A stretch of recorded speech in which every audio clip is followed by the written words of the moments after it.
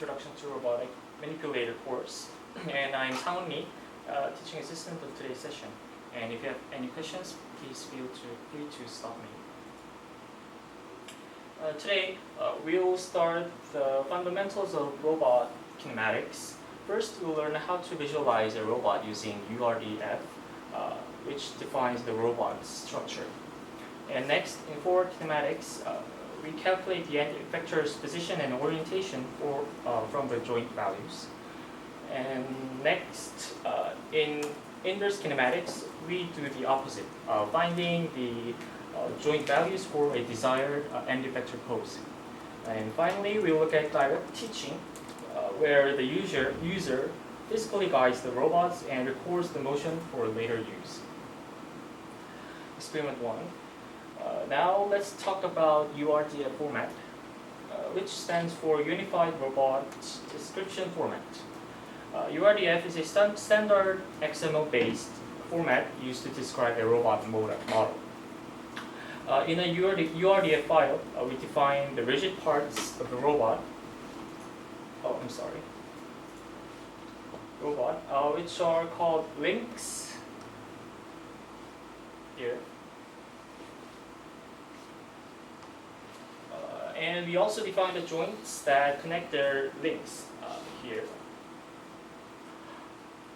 Each link can include its inertial, visual, and collision properties. An important point is that all frames in the URDF file are expressed relative to the joint frames. So by combining links and joints in URDF, we can create a full description of the robot's structure.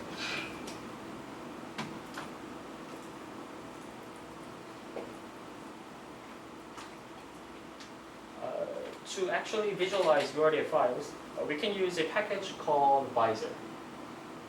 To install it, we first need to set up some build tools using PIP, and then we install Visor itself. Today's first task is to visualize our URDF with controllable sliders. And to do this, you should first extract the zip file. And the URDF file for our example is located at that path. Next, move into the manipulation experiment directory and run the script Python 3 viz underbar urdf.py. After you run this command, the terminal will print out an HTTP address. If you press Control click on that address, Visor will open and show you the robot model. Next, let's talk about the forward kinematics. Forward kinematics means computing the pose of the end effector, TEE, from the given joint angles Q. In other words, if we know the joint values, we can calculate where the end effector is located in space. To compute this, we multiply a sequence of transformation matrix from the base frame through each joint and link until we reach the end effector. So forward kinematics gives us a direct mapping from the robot's joint angles to the end effector's position and orientation.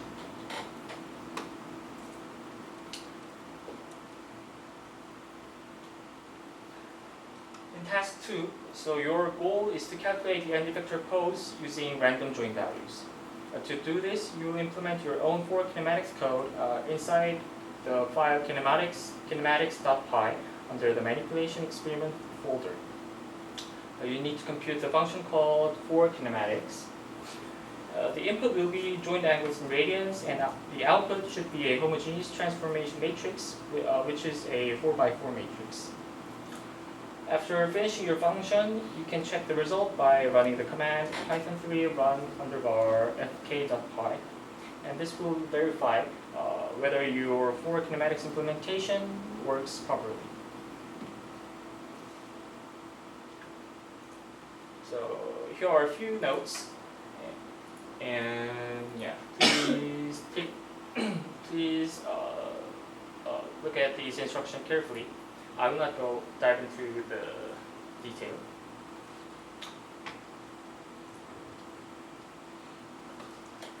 And now let's move on to the inverse kinematics, where forward kinematics calculates the end effector pose from the joint values.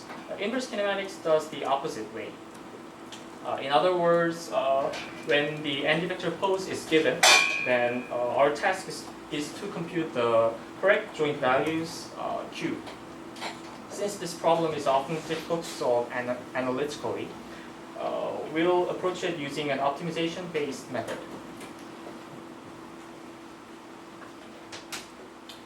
So to solve inverse kinematics, we often define an error function. Here, we consider a simple 2D case with 3 joints. In this figure, the error is split into 2 parts. First, the position error, which is the difference between the target position and the current end effector's position. Second, the rotation error, which is the difference between the target orientation and the current orientation. Together, this forms our kinematic error function, combining both position and rotational errors into a single vector. By minimizing this error, we can find the joint values that achieve the target pose.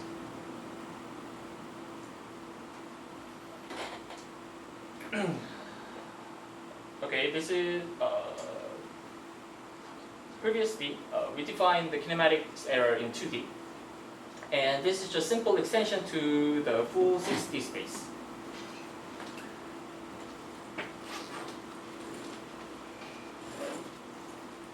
And to actually solve inverse kinematics, we treat it as an optimization problem.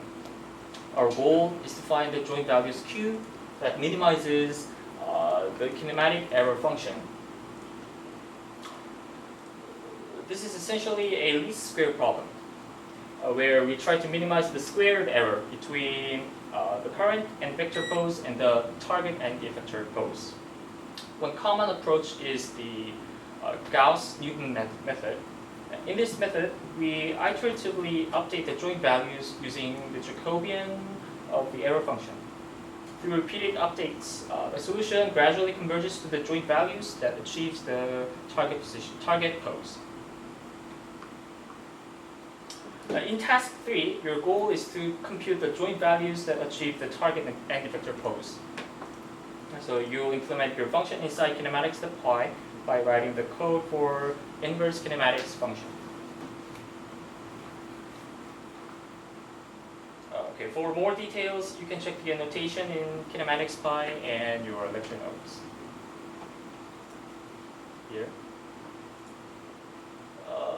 These are the required tools for implementing the inverse kinematics.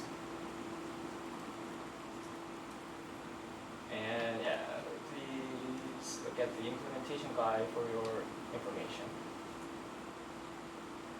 And the last task is direct teaching.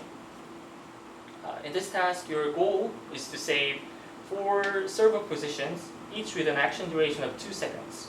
And we'll use the control software to perform this teaching process. After recording these positions, the robot will be able to follow the trajectory that you created through direct teaching. And here the instructions are very detailed and simple, so I'm not diving into the details, so please look at the lecture notes and simply follow the instruction, and then you can perform direct teaching.